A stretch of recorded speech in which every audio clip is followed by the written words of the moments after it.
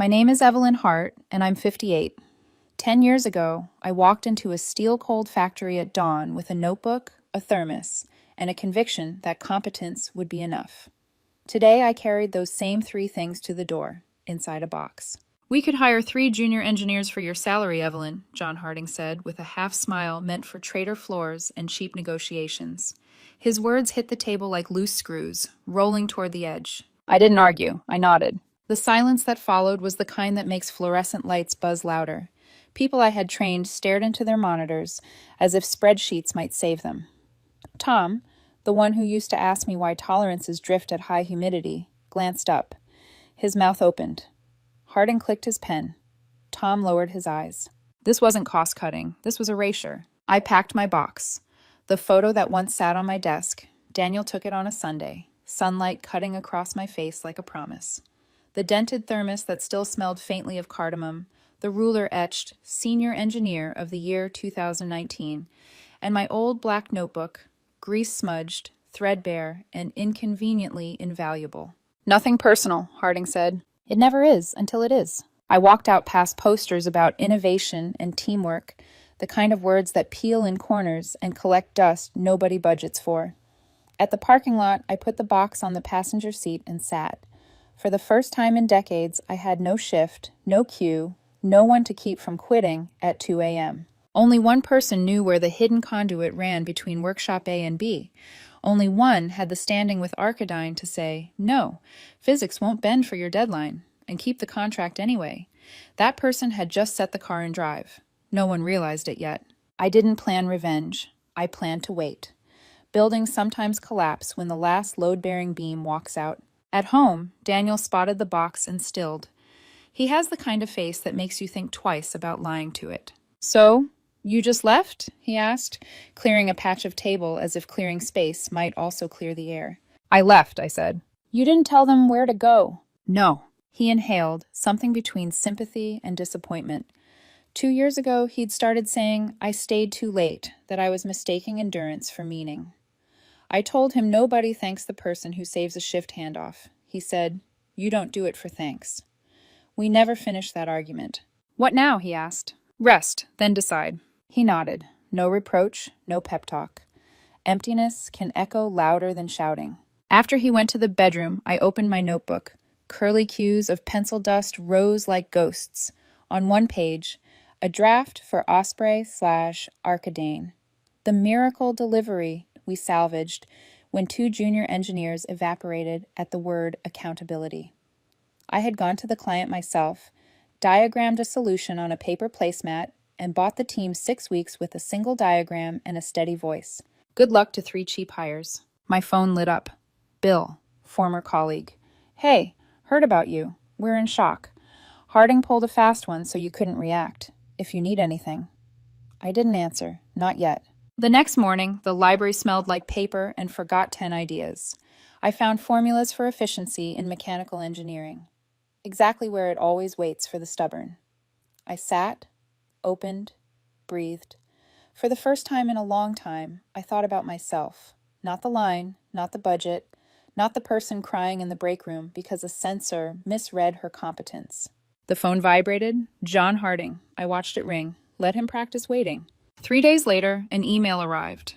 "Hi, Evelyn. We're having difficulties with the Arcadine project. We need your advice. We'll pay. Come in for a little while. It's an offer." Arcadine.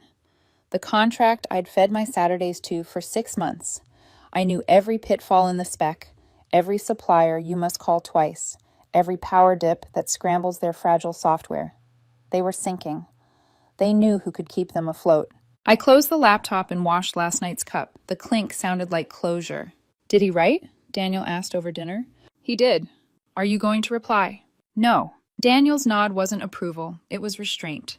The kind that hurts because it trusts you to steer. By morning, I called Bill. "Evelyn, I thought you moved into the woods with a radio," he blurted. "Listen, Arcadine's a tire fire. Harding tried to assign it to Tom. No idea where to start. He pulled Karen in. She broke on the first call. Client sent a formal complaint. Harding looked seasick. I let the picture settle, not triumph. Confirmation. "You going to do something?" Bill asked, gentle but needling. I didn't answer. Not yet. A better thing rose instead.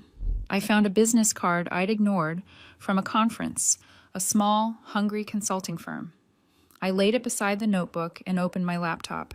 A blank page stared. I wrote at the top line, "What keeps the company afloat, and who actually did?" I listed clients by unglamorous truths, the ones who called after midnight because I would tell them the truth and not make them feel stupid. I listed incomplete drawings I had been promised time to finish. I listed unconventional solutions that never made it into official workflow because they required courage, not consensus. And I wrote what I would demand if I ever walked back into a room with a problem, my terms. I messaged Bill, Friday, old cafe by the office. I'll bring the notebook. He arrived grayer, or maybe just unmasked.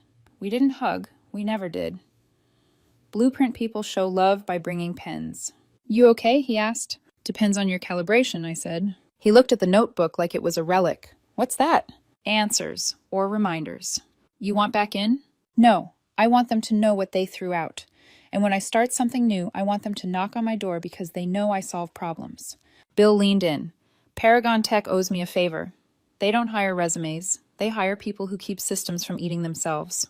I didn't smile. I wrote Paragon Bill Connect in the margin. That night, I typed a note to the consulting contact. "I'm open to talk. Mechanical systems, failure diagnostics, quality control. I show work, not slides. Examples available." Daniel read it before I hit send. "You're going back into the mess?" "I'm going to stop being silent." He nodded, this time with understanding. A new muscle we were building. On Monday, an email landed from a personal account at Arcadine. "Evelyn, we heard you're no longer with Global Edge. Can we talk for 15 minutes? Off the record." I met Thomas Lang in a neutral conference room that smelled of leased furniture and worry. "We didn't know you'd left," he said. "Everything fell apart in a week. The modification failed, no answers, reports don't match. Drawings, they're static. Your diagrams made sense. Now it's noise." "I'm no longer affiliated," I said. "If you need help, I'm open, on my terms." He tensed, then nodded. "What do you want?" "No intermediaries. Separate contract, transparent pay. I choose what I take." We shook hands, not like deal makers, like two people done being handled. Walking out, I looked at my reflection in the glass. I didn't see a casualty. I saw a counterweight. When I got home, Daniel poured tea the way he does when he's careful not to spill boiling water on good news. "This time," he said softly, "you're not doing it for them." "I'm not," I said, and felt the truth ring down my spine. The next day, Bill called again. "Paragon's in. 2-month trial. They want the person who's seen systems fall apart and didn't pretend otherwise." I hung up and opened my notebook to the first page, the one with the conduit sketched between A and B. Pencil lines dark as a road out. I hadn't lit any fires today. I had simply stepped out of the building. Arcadine's conference room had a view of a parking lot and a dying maple. Perfect. I don't do vistas when things are burning. Thomas Lang slid a folder toward me, like it might explode. We mirrored the old line and swapped the controller. It should have been seamless. It wasn't. I flipped pages, listening to the paper talk. Reports don't lie, but they do omit. The maintenance logs were immaculate in all the wrong places. Someone had polished the narrative and left the facts smudged. "Who owns alarms?" I asked. "Formally, integration. In reality, whoever's standing closest when things break." There it was, the unassigned child of every factory. We walked to the floor. The line wore the look of a patient who insists they're fine while quietly bleeding into their shoes. I watched a pallet creep past the scanner. The read lagged by half a second. An eternity, if your conveyor thinks half seconds are holidays. I crouched, counted under my breath, felt the hum through the concrete. 2 beats in the cycle were out of key. We call it disharmony, not drama. But a bad note can bring down a symphony. "Kill the line for 3 minutes," I said. Thomas flinched. "We're behind." "You're already behind. Choose where to be wrong." He keyed in the stop like a confession. Silence fell, thick and reverent. I popped an access panel and looked at the wiring like reading a diary. Someone had piggybacked a sensor to simplify a branch. The signal was clean in the lab, dirty in the wild. The grounding strap dangled like a loose sentence. I sketched the fix with my old pencil. We move the strap, reroute the sensor here, and stop letting your HMI play judge and jury. You're starving your PLC of context and then punishing it for guessing.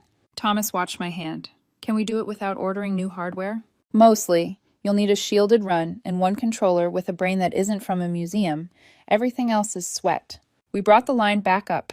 I stood at the operator station beside a woman whose shoulders carried a week's worth of blame. "What's your name?" I asked. "Karina." "You didn't break it, Karina. Press start." She did. The scanner synced. The signal didn't lag. The rhythm came back like a memory you stop fighting. Thomas exhaled. How did no one see this? They looked where the report told them to. Reports tell you where to look. They never tell you what you'll find. By evening, I had a mitigation plan written in sentences, not slogans. I handed Thomas a single page. This buys you 6 weeks and about 400 grand in saved waste, assuming you don't apply the right fix in the wrong place. He stared at the number as if it might vanish. We'll put you under Global Edge's vendor line. No, I said. Separate contract. My terms. If you want me to own an outcome, I don't borrow someone else's cage. There was a long second where he weighed hierarchy against survival. Survival won. We shook, human to human, no corporate incense. When I left the building, I didn't float. True fixes don't feel like fireworks. They feel like the exact weight of what you just prevented from collapsing. At home, Daniel had a cast iron pan hissing on the stove. He plates like he breathes.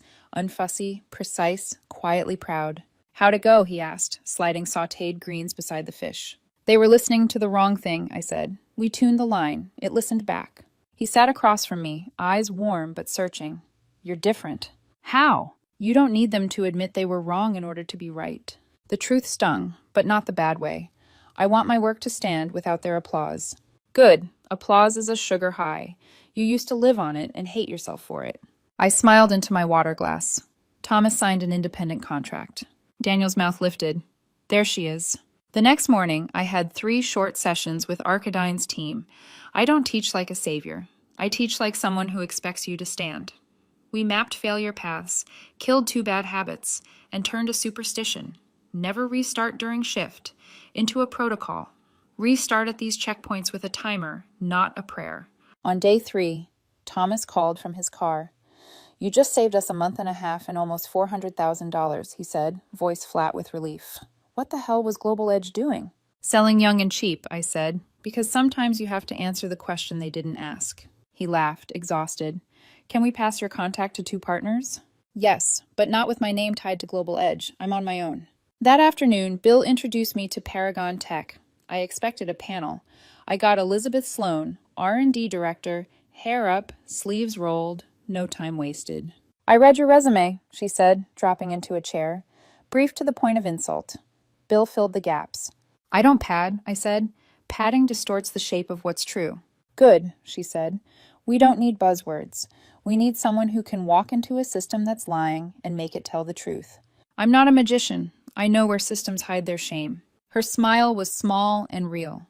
2-month engagement. Project basis. We pay for outcomes, not theater. My terms, I said, and slid a printed page across the table. It wasn't long. I choose projects. Parallel private practice allowed. Refusal rights without justification. No exclusivity. Transparent payments. No use of my name to endorse anything I didn't touch. Elizabeth read, then looked up. These are boundaries, not demands. They are the same thing when you've been swallowed before. Agreed, she said, signing. Start Monday. I walked out into cool air that tasted like the first day after a fever breaks. At home, Daniel set down his book and studied my face. There's calm, he said softly, where the tension used to live. I said no to a net, I told him. You said yes to a spine. Word traveled in the quiet ways that matter. A procurement manager's cousin called to ask if I could look at a thermal drift issue on a new line. An old supplier forwarded my number to a small factory whose calibration curve told a sob story. Someone from a trade group asked if I'd speak off-record to a committee that had turned into a complaint box. I didn't chase. I answered what fit. By week's end, I had a rhythm. Mornings at Arcadine, afternoons on Paragon's first assignment, an unstable assembly stage for a logistics client with a cheery acronym and a lot of broken belts. Day 1, I drew their real process, not the pretty version. Day 2, we found the bleed, the place where their smart batching introduced dumb delays. Day 3, I demonstrated the fix. Day 4, the room stopped fighting me and started asking questions. Day 5, they took notes. Day 7, their operations director emailed. We'd like to discuss stability beyond this project. Your approach has changed the room.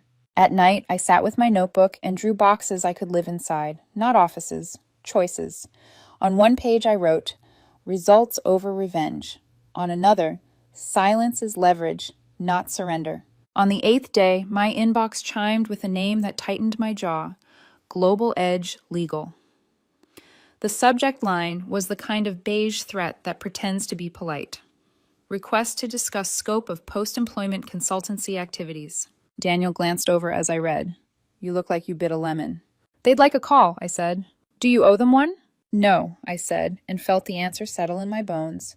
But I'll take it, on my terms. Before I could schedule, a different email arrived from a domain I didn't recognize. We're Carter and Reed. We don't need a one-time consult. We want an engineering department built from zero. No showcase, just results. If you're interested, you'll have autonomy. Autonomy, the word that tastes like steel and sunrise. I closed the laptop and looked at Daniel, who was rinsing mugs like they were fragile. Someone wants me to build the thing I was punished for building, I said. And will you? He asked. I don't know yet. I want to know if they want what it costs. He nodded. Ask them the price. See if they flinch. I set the Global Edge legal email beside Carter and Reed's invitation in my mind, like two tools you shouldn't confuse. One was a wrench, one was a fuse. The next morning, Paragon's floor manager brought me coffee in a paper cup and said, people keep saying you don't make them feel stupid for not knowing. Weirdly rare. Ignorance is curable, I said, if nobody is punished for admitting it. She grinned. Then you'll like it here. On my way out, my phone rang with an unlisted ID. I almost let it die. Curiosity won. Ms. Hart? A careful voice. I represent Global Edge. We're hearing reports you're consulting on projects that originated under your tenure. We'd like your assurance you won't use proprietary. You have my assurance that what I use is experience, memory, and my own handwritten notes, I said. If you think those are your property, we should put that in front of a judge and let him laugh first. A pause. There's no need for hostility. There's a need for clarity, I said, and ended the call. I stood outside Paragon's glass doors, the city noise layering around me. Trucks braking, a cyclist's bell, a child laughing like a new start. I texted Thomas.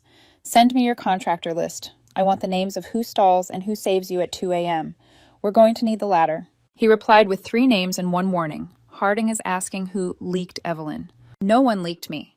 I simply stopped patching holes in a ship I hadn't chosen to sail. Back home, I opened my notebook to the first page, the conduit between A and B. I drew a 3rd line, thinner, almost invisible, the way trust travels when you don't announce it. Then the doorbell rang. Daniel looked up. Expecting someone? No. Through the peephole stood a courier in a navy jacket, a thick envelope in his hand.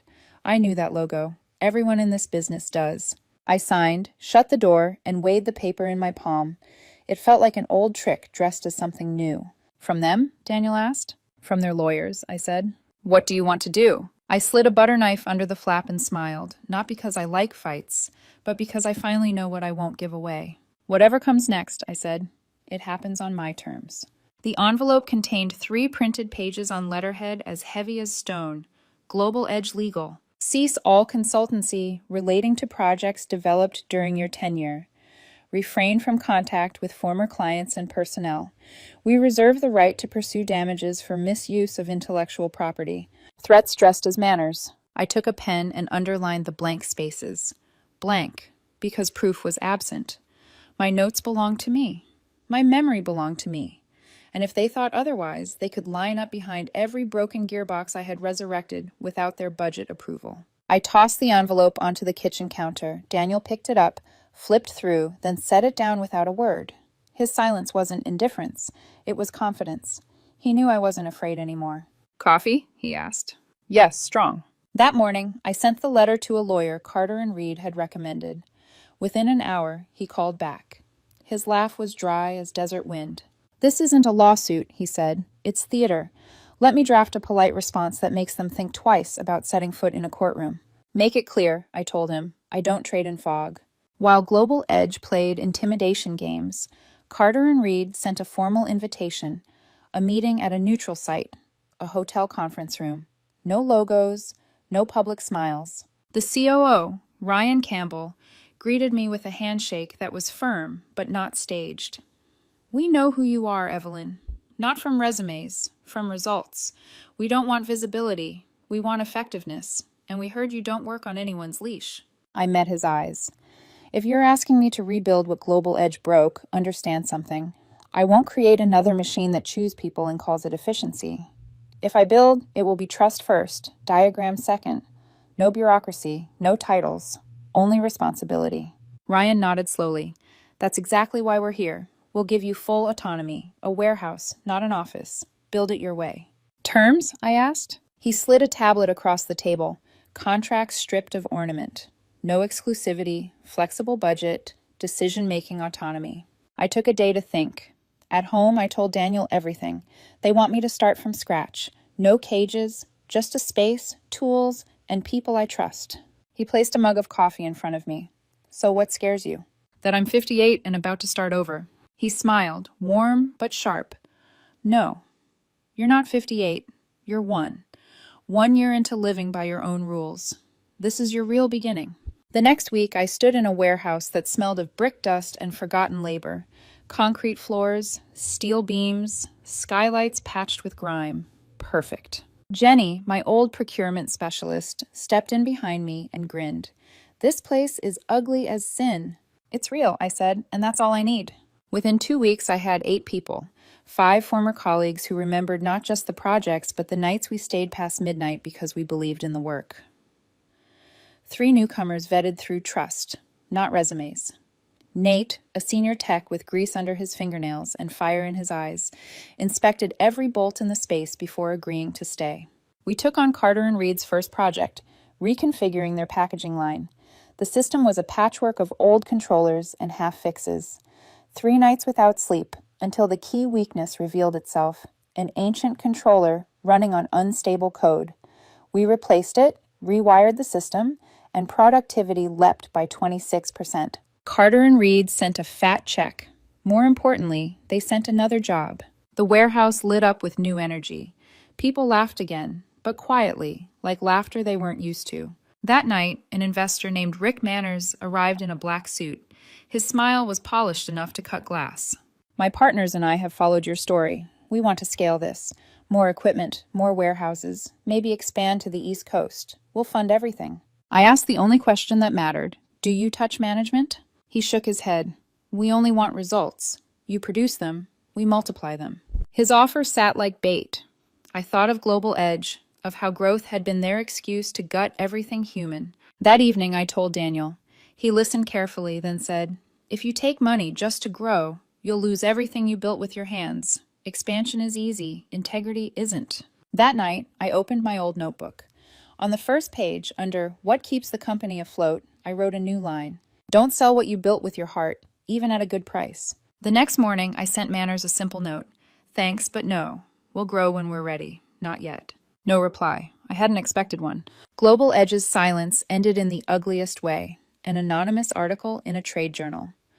A former employee accused me of poaching clients and writing old connections. No names, no company mentioned, but between the lines, it was me. This time I didn't stay quiet. I called the editor. "If you publish anonymous fog, you should also publish light. Come to the warehouse. See what we're actually doing." She spent 12 hours with us. From dawn until we shared soup on upturned crates at night. She spoke to Jenny, to Nate, even to Daniel. A week later, the article ran, "When Honest Work Conquers Fear, the story of Evelyn Hart, who left and built differently." We didn't advertise it. But after it went live, 27 emails filled my inbox. 14 from clients who had once been tied to Global Edge. 1 from someone I never expected, Tom. "Evelyn, I'm sorry I didn't stand up for you that day. I kept my head down. I shouldn't have. If you're building something new, I'd like to make it right." I stared at the message until the screen dimmed.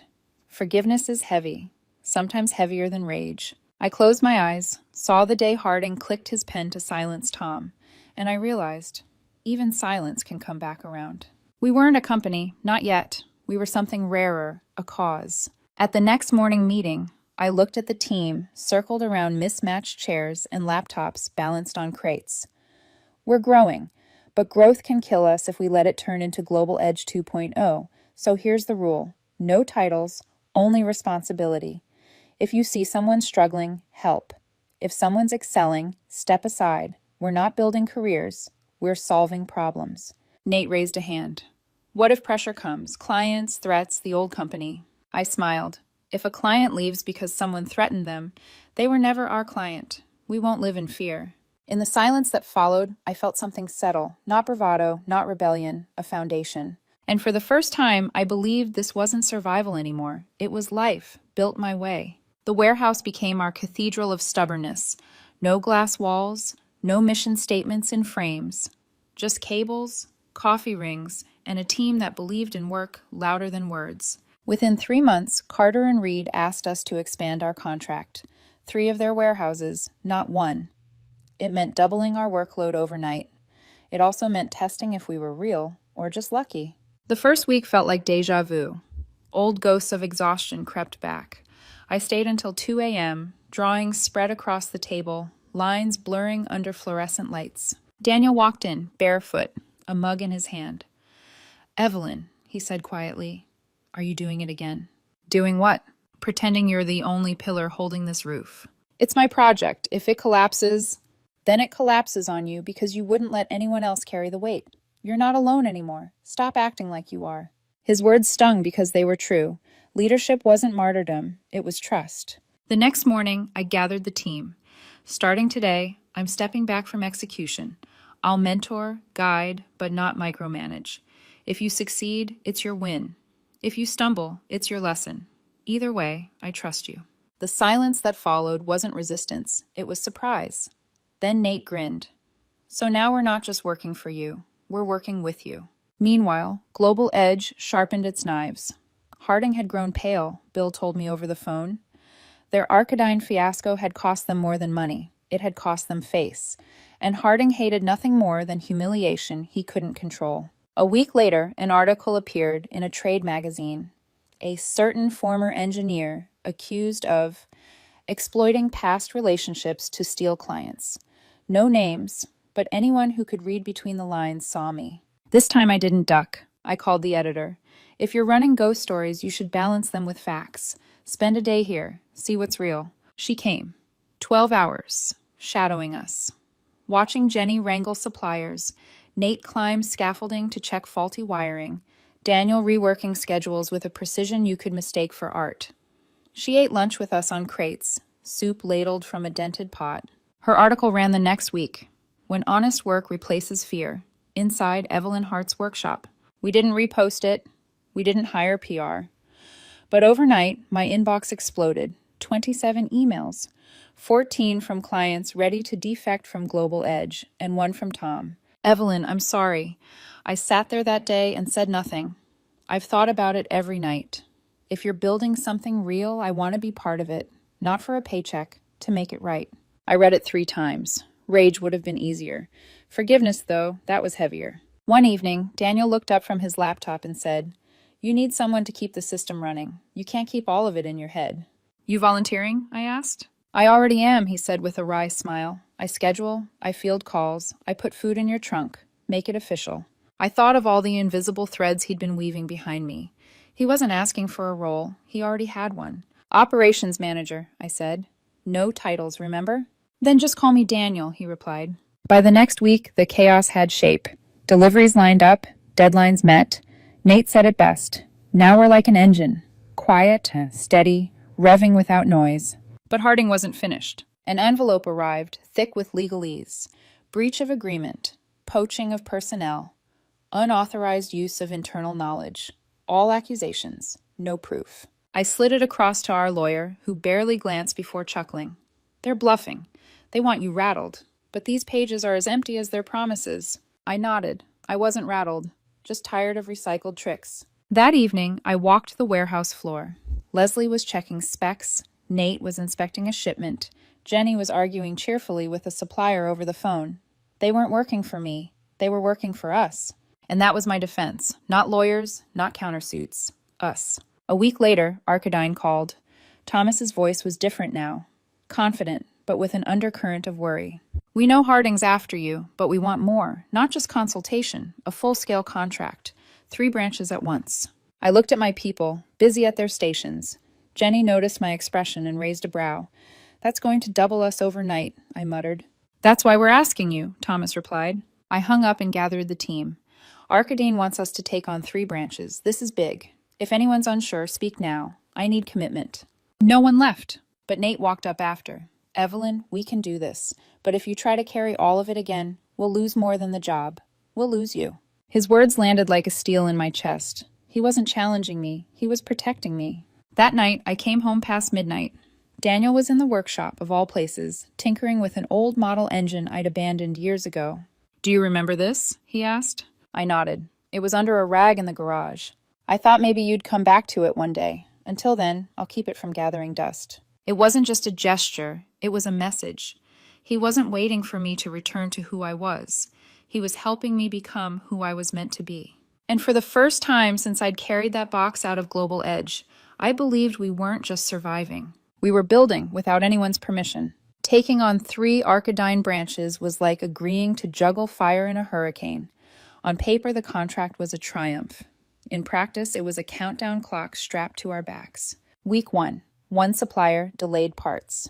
At another branch, 2 engineers clashed so loudly, Leslie had to drive out herself to mediate. Meanwhile, I found myself slipping back into old habits, spending nights hunched over drawings, every problem magnetized toward me.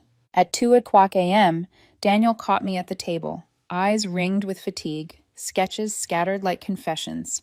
You're doing it again, he said, voice calm but edged. It's my project. If something fails, then it fails because you won't let anyone else own it.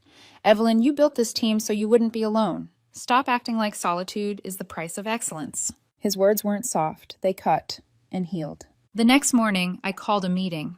Everyone gathered around the battered table that had become our war council. From today, I said, I'm not taking on execution. I'll mentor, I'll guide, but I will not rob you of responsibility. If you stumble, you learn. If you succeed, it's your victory. This isn't my project anymore. It's ours.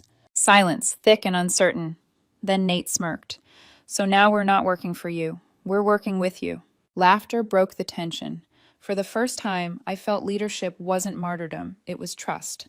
Harding must have smelled the shift, because that week a smear piece landed in a glossy trade journal. An anonymous source claimed a certain former engineer was exploiting old connections, poaching clients. No names, but anyone in the industry could read between the lines. This time I didn't retreat. I called the editor. If you run shadows, you need light. Spend a day with us. I'll show you the truth. And she came. 12 hours. No filter. She watched Jenny negotiate a supplier delay with a mix of steel and humor. She followed Nate into a crawl space where wiring had been patched since the Reagan era. She sat beside Daniel as he rerouted schedules with the calm of a man who sees 5 moves ahead. At lunch, she ate soup with us from dented thermoses. A week later, the article appeared. When honest work conquers fear, inside Evelyn Hart's workshop. We didn't promote it. We didn't need to. The truth spoke. That night, my inbox flooded. 27 emails, 14 from clients ready to leave Global Edge, 1 from a name that froze me. Tom. Evelyn, I'm sorry. That day when Harding fired you, I sat there in silence. I've thought about it ever since. If you're building something real, I want to be part of it. Not for a paycheck, to make it right. Forgiveness is heavier than anger. I read the message 3 times before I could breathe. Harding had silenced him once with a pen click.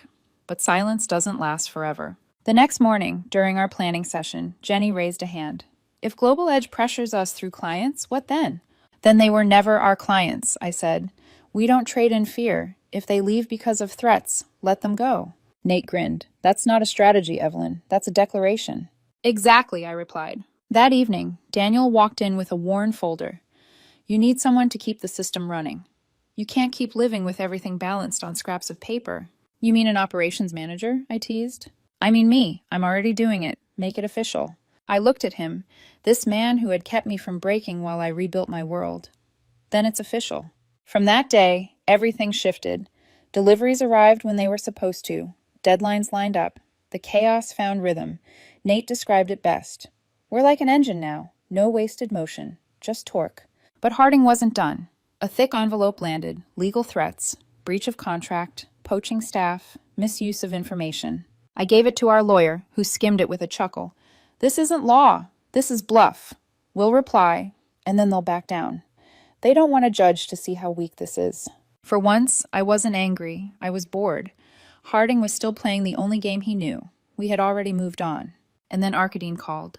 Thomas's voice carried both hope and fear. We know Harding's after you, but we want more. Not just consultation, a long-term contract, 3 branches at once. I gathered the team that evening. Mismatched chairs, mismatched mugs, but a united circle. This is big, I said. If anyone doubts, speak now. I need commitment. No one moved. Afterwards, Nate pulled me aside. We can do this. But if you burn yourself again, we'll lose more than the job. We'll lose you. Don't make us watch that. I swallowed hard. Leadership, I realized, wasn't about how much I could bear. It was about whether I trusted anyone else enough to carry it with me. That night, I came home past midnight to find Daniel in the workshop, tinkering with an old engine model I'd built decades ago. Do you remember this? He asked.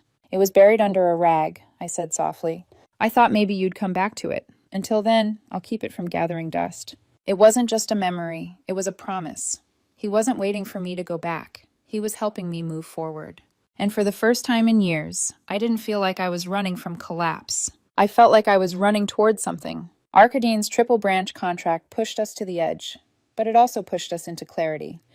We weren't just a scrappy crew in a warehouse anymore. We were a team people trusted with millions of dollars and the survival of their companies. 2 weeks into the rollout, the cracks showed. One site's contractor delayed a crucial delivery. Another had engineers feuding so badly that Leslie drove 3 hours in the rain to calm the fire. I felt the weight I thought I'd shed return, pressing between my shoulders. One night, at 2 a.m., I was bent over diagrams when Daniel leaned against the doorway. Evelyn, are you alone again? The question landed harder than any accusation. I closed my notebook and exhaled. Not anymore, I admitted. The next morning, I gathered everyone. I won't micromanage, I told them. This isn't my project alone. It's ours. Mistakes, victories, all of it. I trust you. The silence that followed was thick but not fearful. Nate finally said, Then we're a real team now, not a ghost of Global Edge. The industry noticed. Global Edge planted another smear, whispering to trade journals that I was poaching clients.